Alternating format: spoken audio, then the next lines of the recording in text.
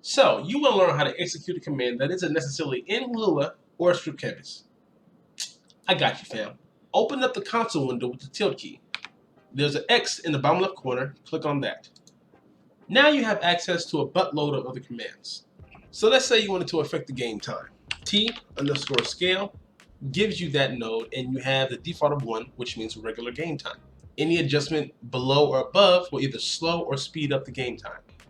Please note that actors are not necessarily tied to the global game loop, so it affects everything but your character. Now, as an example, take this ball for instance. We have a mesh, a PhysX collider, and PhysX rigid body. Make sure that you click interpolate motion when using something like T-scale, otherwise it's going to look jittery when moving. Make sure to add a Script Canvas component and open it up. Once you're in the graph, go ahead and search for command. You will see execute console command, drag that in. And to simulate, we're going to actually use a delay node. And to illustrate, we're going to go on graph start.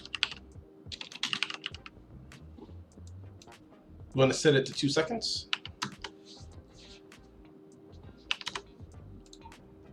And inside of our string, we're going to use the same command that we had seen inside of the console variable window. And that's it.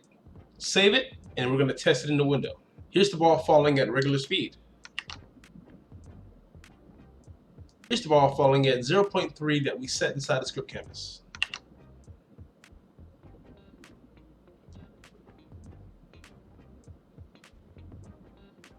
I did that in under 2 minutes. Dang, I'm good.